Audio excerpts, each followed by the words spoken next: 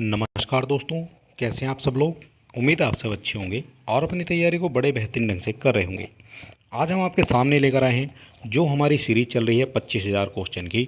ये क्वेश्चन हो जाते हैं आपके एनसीईआरटी के। ठीक है, एनसीईआरटी से हो जाते हैं आपके 25,000 क्वेश्चन। ये वो क्वेश्चन है जो आपकी सभी परीक्षाओं में पूछे जाते हैं। ठीक है, और आज का जो हमारा टॉपिक हो जाएगा वो हो जाता है मुद्रा और बैंकिंग का। ये हो जाता है अर्थव्यवस्था से संबंधित मुद्रा और बैंकिंग। ठीक है, इससे पहले हमने मुद्रा और बैंकिंग का एक वीडियो करा दिया था।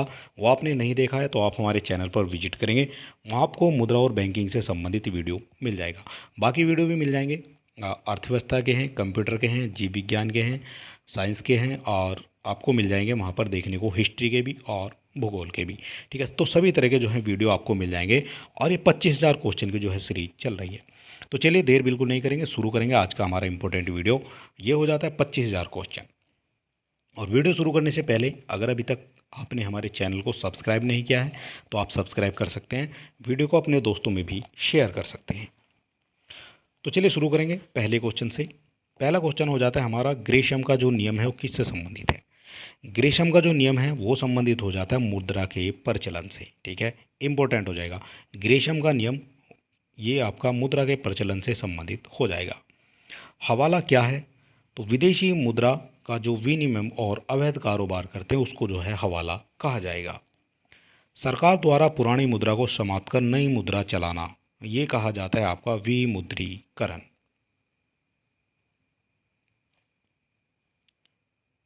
वह अवस्था जिसमें मुद्रा का मूल्य गिर जाता है और कीमतें बढ़ जाती हैं।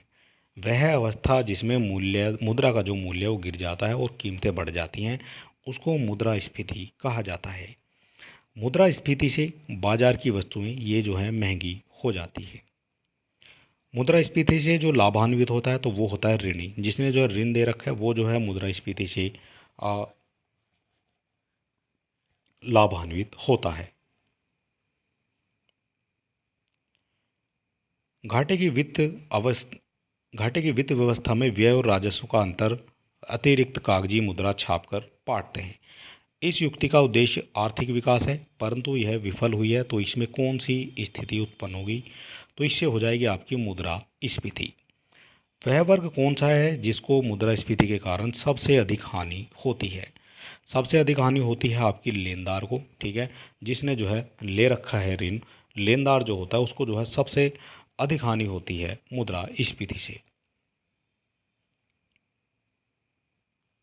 भारत में सर्वप्रथम पत्र मुद्रा का जो प्रचलन है ये हुआ था आपका 1806 में जो है ये चलाया गया था।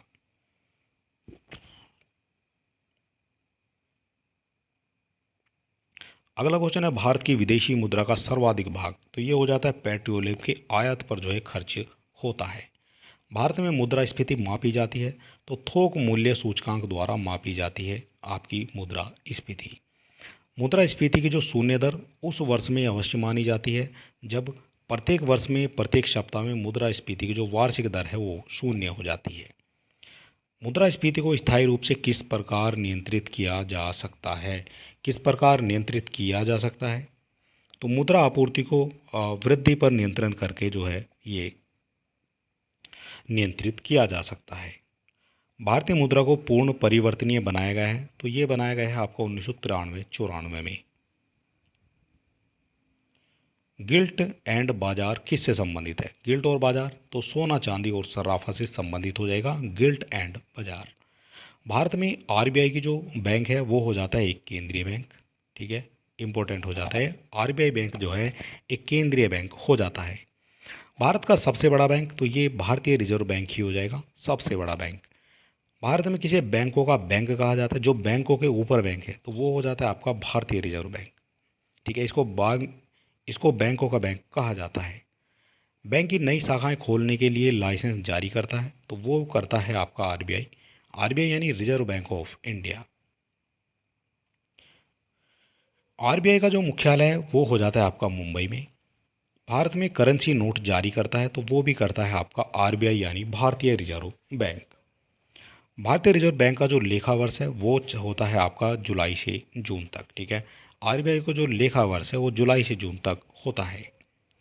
रिजर्व बैंक के नोट निर्गमन विभाग के पास हर समय कम से कम कितने मूल्य के स्वर्ण कोष रहना चाहिए? तो ये रहना चाहिए जो है 115 करोड़ रुपए का स्वर्ण कोष रहना जरूरी हो जाता है। 10 रुपये के नोट पर किसके हस्ताक्षर होते हैं? तो ये हो जाएंगे आपके गवर्नर के। ठीक है, 10 रुपये के नोट पर गवर्नर के हस्ताक्षर होते हैं। ठीक है, ये भी आपको याद रखना है। भारतीय मौद्रिक नीति के बारे में निर्णय लेना कौन लेता है? तो ये लेता है भारतीय reserve bank. Bank note press कहाँ है? तो ये हो जाती है आपकी देवास में। बैंक नोट प्रेस आपकी देवास में हो जाएगी। भारत में 20 रुपये और उससे उच्च मूल्य के जो नोट हैं उनकी जो छपाई है वो किस प्रेस में होती है? तो ये हो जाएगी आपकी करेंसी नोट प्रेस देवास में। ठीक है, ये इसमें होती है 20 रुपये और उससे उच्च मूल्य के वर्ग के नोटों की छपाई। भारत का सबसे बड़ा जो व्यावसायिक बैंक है वो हो जाता है भारतीय स्टेट बैंक। सार्वजनिक क्षेत्र के वाणिज्य बैंकों की सर्वाधिक शाखाएं किस राज्य में हैं?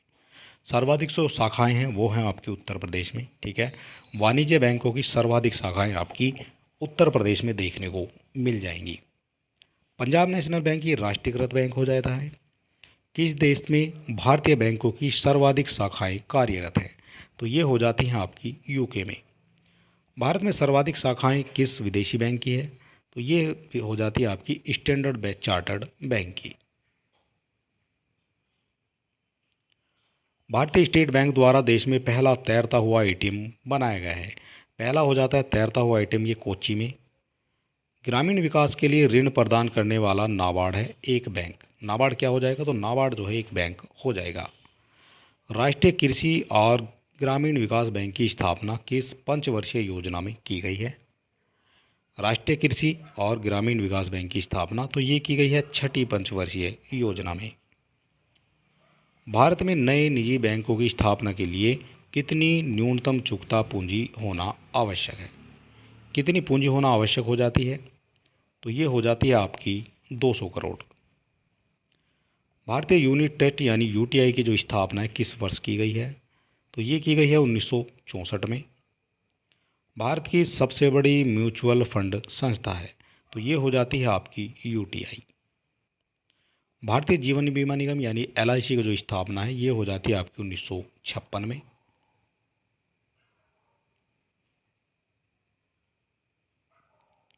अगला क्वेश्चन है, भारत में जो स्टॉक एक्सचेंज है वो नियमन करने वाली बॉडी है तो उसको जो नियमन करेगी वो करेगी SEBI, security exchange board of India.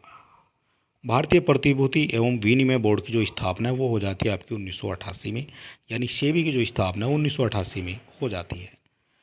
भारतीय प्रतिभूति एवं विनिमय बोर्ड का जो वैधानिक दर्जा प्रदान किया गया है तो ये किया गया है 30 अप्रैल 1992 को। शेयर बाजार में प्रभावशाली नियंत्रण किसके द्वारा रखा जाता है? तो ये रखा जाता है सेबी के द्वारा। ठीक है, शेयर बाजार पर नियंत्रण रखा जाता है। भारत में मान्यता प्राप्त स्टॉक एक्सचेंजों की जो संख्या है वो हो जाती है हमारी 24। बम्बई स्टॉक एक्सचेंज की स्थापना कब हुई है? तो ये हो जाती है आपकी 1875 में। दलाल स्ट्रीट स्थित है तो दलाल जो स्ट्रीट है ये आपकी देखने को मिल जाएगी मुंबई में। कौन सा भारतीय बैंक भारत में 1000 करोड़ रुपए के बाजार पूंजीकरण तक पहुंचने वाला पहला बैंक है? तो ये हो जाता है एसबीआई। ठीक है, state bank of India. Bharat में कागजी नोट मुद्रा को जारी करने का पूर्ण अधिकार किसके पास है? तो ये हो जाता है रिजर्व बैंक ऑफ इंडिया के पास। भारतीय रिजर्व बैंक का जो राष्ट्रीयकरण है वो हुआ है आपका 1949 में। भारतीय रिजर्व बैंक को खुला बाजार कार्रवाई का अर्थ है क्रय और विक्रय को जो है सरकारी बॉन्डों का। ठीक है, सरकारी बॉन्डों का हो जाता है भारतीय रिजर्व बैंक का खुला बाजार। अगला क्वेश्चन है, सस्ती मुद्रा का अर्थ है, जो सस्ती मुद्रा है उसका अर्थ हो जाता है ब्याज की कम दर। आईएमएफ के नियमों द्वारा अनुसार सदस्य को अपनी वैध मुद्रा का जो सम मूल्य घोषित करना होता है तो ये हो जाता है अमेरिकी डॉलर के रूप में और पाउंड स्टर्लिंग के रूप में। ठीक है, ये इंपॉर्टेंट हो जाता है। यदि धन अधिक हो और माल अथवा वस्तु कम हो तो वह स्थिति हो जाती है आपकी मुद्रास्फीति की। बैंक दर में परिवर्तन से प्रभावित होता है तो ये हो जाएगा आपका ब्याज दर की बाजार दर। बैंक दर ब्याज की वह दर है जिस पर केंद्रीय बैंक जो है वाणिज्य बैंकों को ऋण भरते हैं। ठीक है, ये हो जाती है बैंक दर। जिस विदेशी मुद्रा में शीर्ष देशांतरण की प्रवृत्ति उसे क्या कहेंगे? तो उसे कहते हैं गर्म मुद्रा। वित्तीय सुधारों पर नरसिंगन समिति आई थी 1991 में और स्थापित करने का जो सुझाव दिया था, तो इन्होंने स्थापित करने का सुझाव दिया था बैंकिंग संरचना का 4 स्तरीय अधिग्रहण। सरकार अर्थोपाय ऋण यानी वे एंड मीन्स एडवांस लेती है, तो ये लेती है आपकी आरबीआई से। वास्तविक मजदूरी का प्रमुख निर्धारण माना जाता है, तो ये माना जाएगा आपका मुद्रा की क्रय शक्ति से। भारत में राष्ट्रीय आवास बैंक किसकी एक पूर्ण स्वामित्व वाली समनांगोकी के रूप में स्थापित हुआ है? तो ये स्थापित हो जाता है आपका भारतीय रिजर्व बैंक। सहभागिता नोट किससे संबंधित होता है? तो ये होता है आपका विदेशी संस्थागत निवेश से। एमसीएक्स क्या है? तो ये एक स्टॉक एक्सचेंज हो जाता है। स्वतंत्र भारत की अर्थव्यवस्था के संदर्भ में कौन सी एक सर्वप्रथम गठित होने वाली घटना थी? तो ये हो जाती है बैंकिंग रेगुलेशन एंड एक्ट का अधिनियम। वह कौन सा बैंक है जिसने कृषकों के पास आसानी से पहुंचने के लिए किसान क्लब बनाए हैं? तो ये बनाए गए हैं किसान क्लब आपके क्षेत्रीय ग्रामीण बैंक में। भारत में रुपये का जो अवमूल्यन है वो पहली बार किस वर्ष किया गया है? तो ये किया गया है आपका 1949 में। नई मुद्रा यूरो किस वर्ष में प्रारंभ की गई है? तो ये प्रारंभ की गई थी आपकी 1919 में। और चलिए दोस्तों, आगे का जो वीडियो है वो हम आपको कल करा देंगे। ठीक है, और आज के लिए इतना ही। मिलते हैं नेक्स्ट वीडियो में, तब तक के लिए नमस्कार।